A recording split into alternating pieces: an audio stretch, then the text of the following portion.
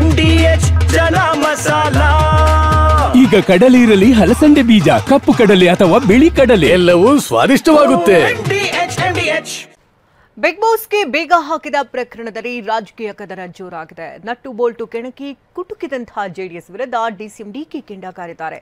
ಕಾಂಗ್ರೆಸ್ ಕೋಟೆಯೊಳಗೆ power sharing ಕದನ ಬೂದಿ ಮುಚ್ಚಿದ ಕೆಂಡವಾಗಿದೆ. ಇದೆಲ್ಲವನ್ನು ನೋಡೋಣ ರಾಜಕೀಯ ನ್ಯೂಸ್ ಟಾಪ್ 9ನಲ್ಲಿ.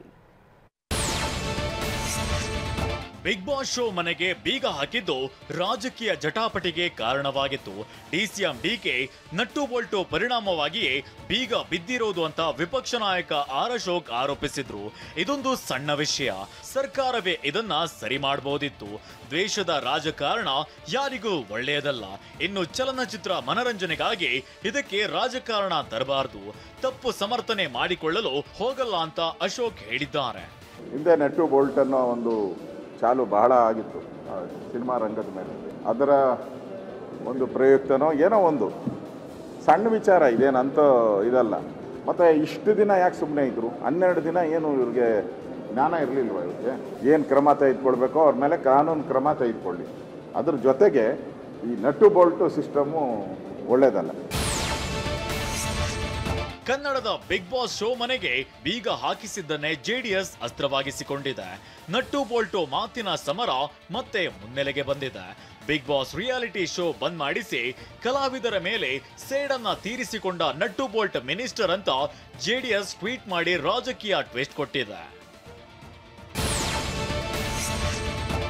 ಜೆಡಿಎಸ್ನ ಆರೋಪಕ್ಕೆ ಕೌಂಟರ್ ಕೊಟ್ಟಿರೋ ಡಿಸಿಎಂ ಡಿಕೆ, ವಿಪಕ್ಷದವರಿಗೆ ನನ್ನ ಬಗ್ಗೆ ಮಾತನಾಡದಿದ್ರೆ ನಿದ್ರೆಯೇ ಬರಲ್ಲ, ನನ್ನ ಬಗ್ಗೆ ಮಾತನಾಡಿಲ್ಲ ಅಂದ್ರೆ ಕುಮಾರಸ್ವಾಮಿಗೆ ನೆಮ್ಮದಿ ಇರಲ್ಲ, ಡ್ಯೂಟಿಯನ್ನ ಅಧಿಕಾರಿಗಳು ಮಾಡಿದ್ದಾರೆ ಅಂತ ತಿರುಗೇಟು ಕೊಟ್ಟಿದ್ದಾರೆ. ಆಯ್ತು, ನನ್ನ ಬಗ್ಗೆ ಮಾತಾಡಲಿಲ್ಲ ಅಂದ್ರೆ ಅವ್ರಿಗೆ ನೆಮ್ಮದಿನೇ ಬರಲ್ಲ ರೀ, ಅವ್ರಿಗೆ ಶಕ್ತಿನೇ ಬರಲ್ಲ. ಪಾಪ ನನ್ನ ಸುದ್ದಿ ಮಾತಾಡಲಿಲ್ಲ ಅಂತಂದ್ರೆ ಅವ್ರಿಗೆ ನಿದ್ರೆನೂ ಬರಲ್ಲ, ಶಕ್ತಿನೂ ಬರಲ್ಲ, ಯಾವುದಕ್ಕೂ ಶಕ್ತಿ ಬರಲ್ಲ. ವಿಧಾನ ಪರಿಷತ್ ವಿಪಕ್ಷ ನಾಯಕ ಛಲವಾದಿ ನಾರಾಯಣಸ್ವಾಮಿ ಈ ವಿವಾದಕ್ಕೆ ಜಾತಿ ಲೇಪನ ಹಚ್ಚಿದ್ದಾರೆ. ರಾಜಣ್ಣ ಆಯ್ತು, ಈಗ ನಟ ಸುದೀಪ್ ಸರದಿ ಜನಾಂಗೀಯ ಟಾರ್ಗೆಟ್ ನಡೆಸಲಾಗ್ತಿದೆ ಅಂತ ಹೇಳಿದ್ದಾರೆ. ಇದಕ್ಕೆ ಶಾಸಕ ಬಾಲಕೃಷ್ಣ ಪ್ರತಿಕ್ರಿಯಿಸಿದ್ದು, ಡಿಸಿಎಂ ಡಿಕೆಗೂ ಸುದೀಪ್ ನಡುವೆ ತಂದಿಡಬೇಡಿ ಅಂತ ಟಾಂಗ್ ಕೊಟ್ಟಿದ್ದಾರೆ. ಇದು ಸುದೀಪ್ ಅವರನ್ನ ಟಾರ್ಗೆಟ್ ಮಾಡಿರೋದು, ರಾಜಣ್ಣವರನ್ನ ಟಾರ್ಗೆಟ್ ಮಾಡಿ ಆಯ್ತು, ನಾಗೇಂದ್ರ ಅವ್ರನ್ನ ಟಾರ್ಗೆಟ್ ಮಾಡಿ ಆಯ್ತು, ಈಗ ನೀವು ಸುದೀಪ್ ಅವ್ರನ್ನ ಟಾರ್ಗೆಟ್ ಮಾಡಿದ್ದೀರಿ ಅಂದ್ರೆ ಯಾರನ್ನ ಮಾಡಿದ್ದಾರೆ ಅಂತ ತಿಳ್ಕೊಳ್ಳಿ. ನೋಡ್ರಿ, ಅದಕ್ಕೂ ಇದಕ್ಕೂ ಲಿಂಕ್ ಮಾಡಬೇಡಿ. ಡಿ ಕೆ ಶಿವಕುಮಾರ್ ಅವ್ರ ಪಾತ್ರ ಏನೂ ಇಲ್ಲ ಇಲ್ಲಿ.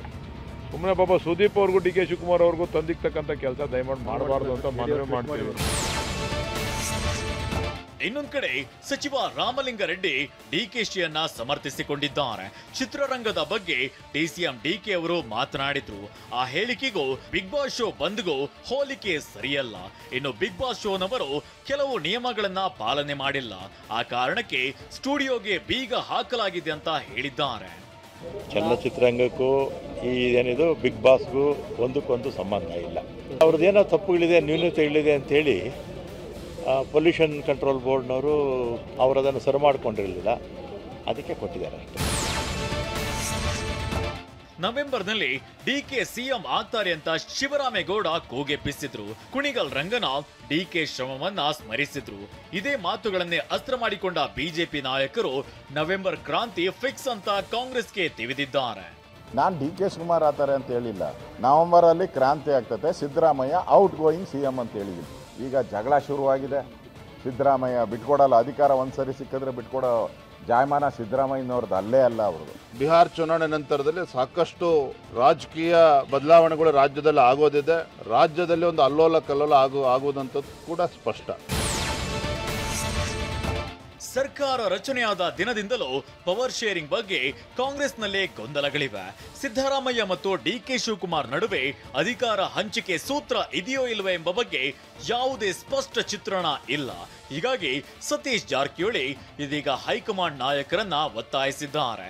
ಪವರ್ ಶೇರಿಂಗ್ ಬಗ್ಗೆ ಹೈಕಮಾಂಡ್ ಕ್ಲಾರಿಟಿ ಕೊಟ್ಟು ಗೊಂದಲಗಳಿಗೆ ಬ್ರೇಕ್ ಹಾಕ್ಲಿ ಅಂತ ಹೇಳಿದ್ದಾರೆ. ಅದನ್ನ ಹೇಳ್ಬೇಕಲ್ಲ, ಹೈಕಮಾಂಡ್ ಅವ್ರು ಹೇಳ್ಬೇಕು, ಇಲ್ಲಿಗೆ ಫುಲ್ ಸ್ಟಾಪ್ ಅಂತ ಹೇಳಿದ್ರೆ ಒಳ್ಳೇದಿಲ್ಲಂದ್ರೆ ಅಭಿವೃದ್ಧಿಕಾರಿಗೆ ಸ್ವಲ್ಪ ಕೆಲಸ ಗೊಂದಲ ಮಾಡಲಿಕ್ಕೆ ಅಧಿಕಾರಿ ವರ್ಗ ಪಕ್ಷದಲ್ಲಿ ಗೊಂದಲ ಆಗ್ತದೆ. ಸೊ ಅದಕ್ಕೊಂದು ಫುಲ್ ಸ್ಟಾಪ್ ಹಾಕಬೇಕು ಬೇಗ ಅಂತ ನಮ್ಮ ಅಭಿಪ್ರಾಯ. ಇಷ್ಟೇ ಅಲ್ಲ, ಹೈಕಮಾಂಡ್ ಈ ಬಗ್ಗೆ ನಿರ್ಧಾರ ತೆಗೆದುಕೊಳ್ಳಲಿದೆ ಅಂತ ಸತೀಶ್ ಜಾರಕಿಹೊಳಿ ಹೇಳಿದ್ದಾರೆ. ಸಚಿವ ಜಾರಕಿಹೊಳಿ ಮಾತಿಗೆ ಗೃಹ ಸಚಿವ ಪರಮೇಶ್ವರ್ ಬ್ಯಾಟಿಂಗ್ ಮಾಡಿದ್ರು. ಸತೀಶ್ ಹೇಳಿದ್ದು ಸರಿ ಇದೆ, ಇದೆಲ್ಲವೂ ಹೈಕಮಾಂಡ್ ಗಮನಕ್ಕೆ ಹೋಗುತ್ತೆ ಅಂತ ಹೇಳಿದ್ದಾರೆ. ಹೈಕಮಾಂಡ್ ಅದನ್ನ ಇತ್ಯರ್ಥ ಮಾಡಬೇಕು, ಬಗೆಹರಿಸ್ಬೇಕಂತ ಹೇಳಿದ್ವಿ. ನೋಡೋಣ, ಹೈಕಮಾಂಡ್ ವೇಟ್ ಮಾಡೋಣ. ಹೇಳಿ ಸತೀಶ್ ಜಾರಕಿಹೊಳಿ ಅವರು ಹೇಳಿದ್ದು ಸರಿ ಇದೆ. ಪ್ರತಿ ದಿವಸ ನಾವು ಪತ್ರಿಕೆಯಲ್ಲಿ ನೋಡ್ತಾ ಇದ್ವಿ, ಮೀಡಿಯಾದಲ್ಲಿ ನೋಡ್ತಾ ಇದ್ವಿ, ಒಬ್ಬೊಬ್ಬರು ಒಂದೊಂದು ಹೇಳಿಕೆಗಳನ್ನು ಕೊಡ್ತಿದ್ದಾರೆ. ಅದನ್ನು ಬಗೆಹರಿಸಬೇಕು ಅಂತ ಹೇಳಿರೋದು ಸರಿ ಇದೆ. ಅದನ್ನು ಹೈಕಮಾಂಡ್ನವರು ಮಾಡ್ತಾರೆ. ಸಿಎಂ ಸ್ಥಾನದ ಮೇಲೆ ಕಣ್ಣಿಟ್ಟಿರುವ ಡಿಕೆ ತಮ್ಮ ಬತ್ತಳಿಕೆಯಲ್ಲಿ ಯಾವ ಅಸ್ತ್ರವಿದೆ ಅನ್ನೋ ರಹಸ್ಯ ಬಿಟ್ಟುಕೊಡ್ತಿಲ್ಲ. ನವೆಂಬರ್ ಹತ್ತಿರ ಬರ್ತಿದ್ರು ಡಿಕೆ ಧಮ್ಮು ಕಟ್ಟಿಕೊಂಡು ಕೂತಿದ್ದಾರೆ. ಇದರ ಆಳ ಅಗಲ ಅರ್ಥ ಮಾಡಿಕೊಳ್ಳಲು ದಾಳ ಉರುಳಿಸಿರುವ ಅಹಿಂದ ನಾಯಕರು ಚೆಂಡನ್ನ ಹೈಕಮಾಂಡ್ ಅಂಗಳಕ್ಕೆ ಎಸೆದಿದ್ದಾರೆ. ಇನ್ನು ಪವರ್ ಶೇರಿಂಗ್ ಇದೆಯೋ ಇಲ್ವಾ ಅನ್ನೋದು ಹೈಕಮಾಂಡ್ ಸ್ಪಷ್ಟಪಡಿಸಲಿ ಎಂಬುದು ತಂತ್ರಗಾರಿಕೆ ಭಾಗ ಎನ್ನಲಾಗ್ತಿದೆ. ಇಷ್ಟಾದ್ರೂ ಎಐಸಿಸಿ ಅಧ್ಯಕ್ಷ ಮಲ್ಲಿಕಾರ್ಜುನ್ ಖರ್ಗೆ ಈ ಬಗ್ಗೆ ಯಾವುದೇ ಉತ್ತರ ಕೊಡದೆ ಮೌನಕ್ಕೆ ಶರಣಾಗಿದ್ದಾರೆ. ವಾಹ್, ಯಾಕೆ ಈಗ ಬಂತ ಸ್ವಾದ? ಖಂಡಿತ ಈಗ ಬಂತು ಅಸಲಿ ಸ್ವಾದ. MDH chunky chaat masala life ಅಲ್ಲಿ ಅಸಲಿ ಸ್ವಾದ ತರುತ್ತೆ. ಅಸಲಿ ಮಸಾಲ, ಎಸ್ ಎಸ್ MDH.